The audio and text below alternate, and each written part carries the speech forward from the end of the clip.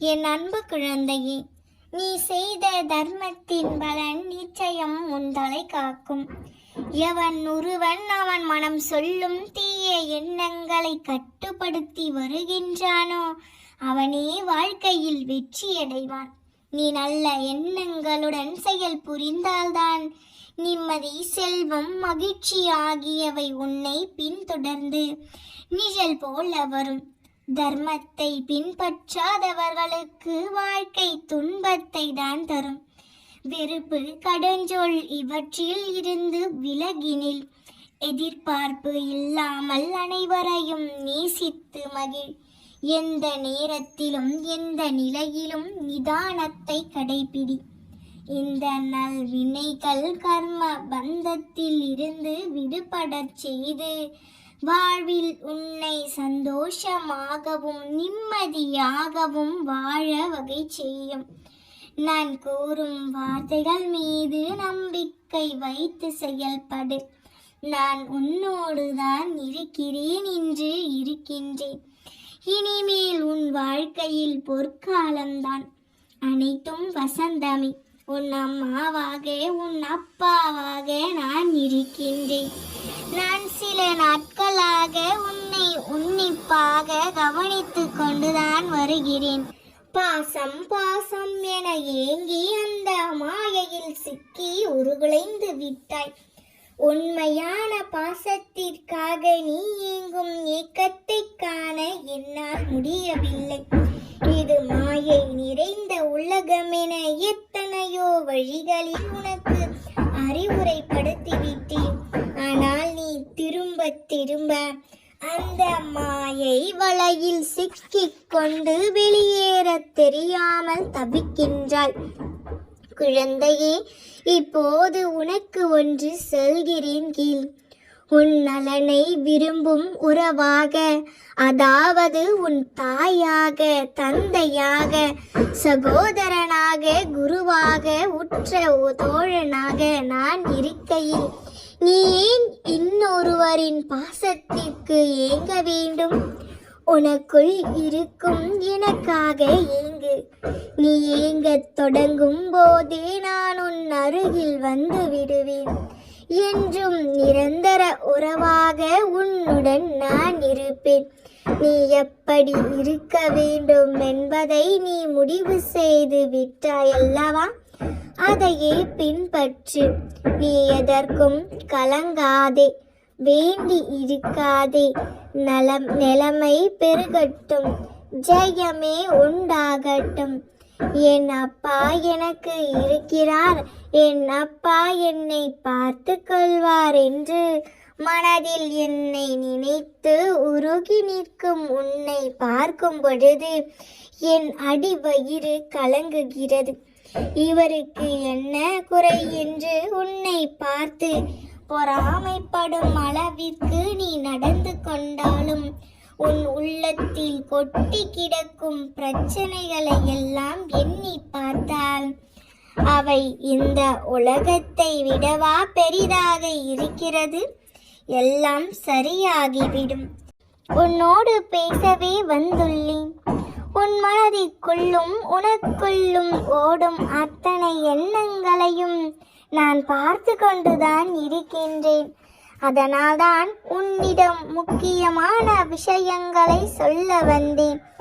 தினமும் உன்னை பற்றிய பிரச்சனைகளை என்னிடம், உன்னை சுற்றி இருப்பவர்களிடம் சொல்லி சொல்லி பார்த்து ஏதாவது ஒரு விதத்தில் உனக்கு உதவி கிடைக்காதா என்று ஏங்கினாய்.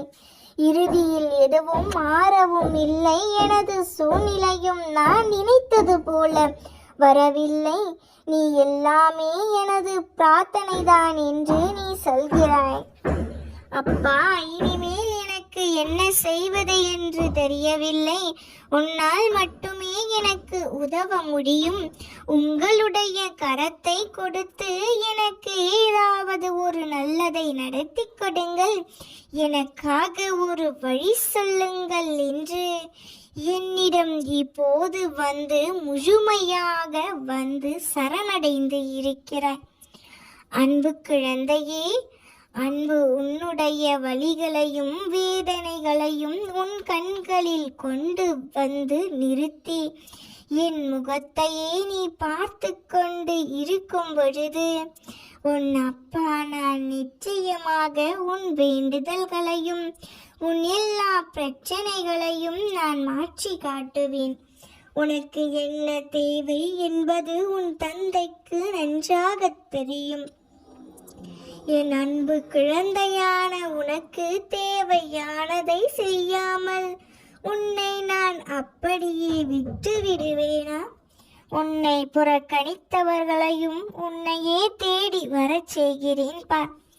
இத்தனை நாளாக பொறுமையோடு என் மீது நம்பிக்கை வைத்து காத்திருந்த நீ இன்னும் சிறிது காலம் பொறுத்துக்கள். குழந்தையே, நீ என்னிடம் வைத்த உன்னுடைய கோரிக்கைகளை அப்பா நான் நிராகரிக்கவும் இல்லை, மறந்து போகவும் இல்லை. தினமும் மனதில் போராட்டத்தோடு என்னிடம் கேட்டு கேட்டு எப்பொழுதுதான் நடக்கும் என்று நினைத்து நினைத்து இப்போது நீ தவித்து கொண்டு நிற்கின்றாய் என்று எனக்கு நன்றாக தெரியும். உனது இப்போதைய சூழ்நிலையும் எனக்கு தெரியும். இனியும் உனக்கு என்ன நடக்கப் போகிறது என்று எனக்கு நீ என் மீது வைத்திருக்கும் உண்மையான அன்பும் உளமாற நம்பிக்கையும் எனக்கு நன்றாக தெரியும். இதற்கு பலனாகவே நீ என்னிடம் விரும்பி கேட்டதை உன் கைகளில் நான் தரப்போகின்றேன். நீ விரும்பியதை உன் கைகளில் தராமல் உன்னை ஒரு பொழுதும் நான் வெறுங்கையாய் அனுப்ப மாட்டேன்.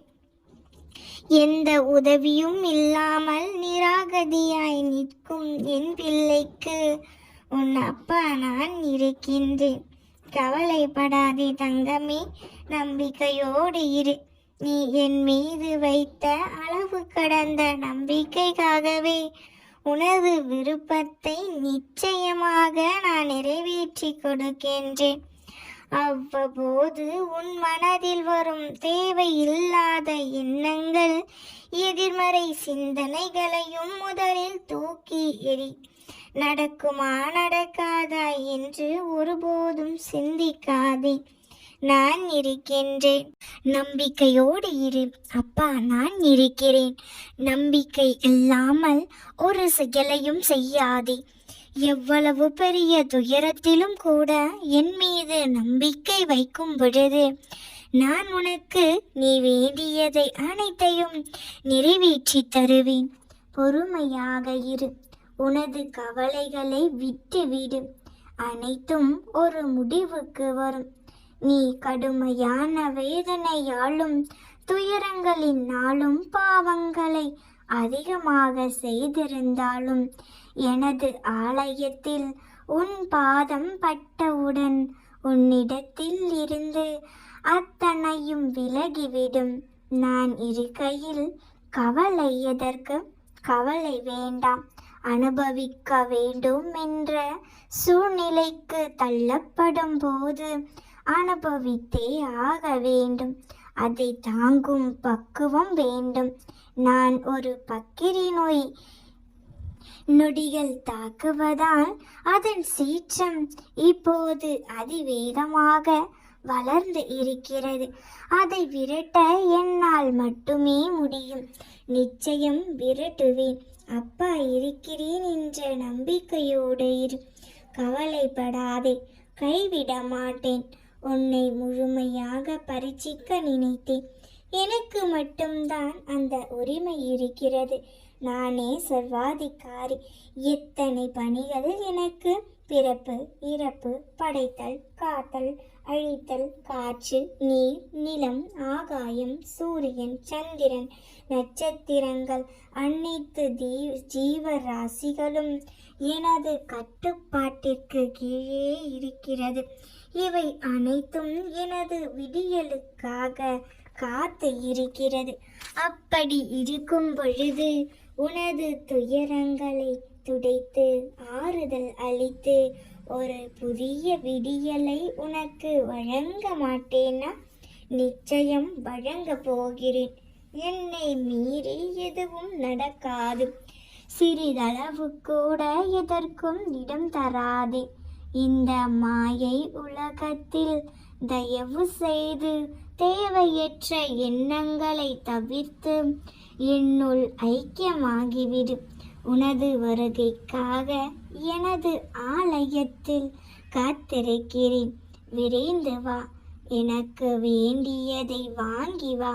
என்னை சரணாகதி அடைந்தால் நான் உன்னை பாதுகாப்பேன். பொறுமையாக இரு. நான் இருக்கிறேன். உன் நிழலாக என்றும், உனக்காக எப்போதும் உன் அப்பா நான் இருப்பேன். பொறுமையும் நம்பிக்கையும் தான் தைரியம். அதை தொலைத்து விடாதே. எப்பொழுது எந்த பிரச்சனைகளை சந்திக்க நேர்ந்தாலும் அதை எதிர்த்து போராட கற்றுக்கொள். அதுவே உன்னை காப்பாற்றும். எது நடந்தாலும், நீ எதை செய்திருந்தாலும் அதை உணரும் தருணத்தில் அனைத்தையும் மன்னித்து உன்னை ஆசிர்வதிப்பேன். சகிப்புத்தன்மை இல்லை என்றால் உனது நிலைமை கவலைக்கிடமாகிவிடும். அதை மட்டும் நினைவில் வைத்து கொண்டு சந்தோஷமாக வாழ்வதற்கு எனது நாமத்தை உச்சரித்து கொண்டு இரு. நீ எவ்வளவு பெரிய வம்சாவழியைச் சேர்ந்திருந்தாலும், ஒழுக்கத்தோடு சிறந்த நற்குணங்களோடு இருந்தால் உனக்கு நடப்பது எல்லாம் நிச்சயம் நல்லதாகவே நடக்கும்.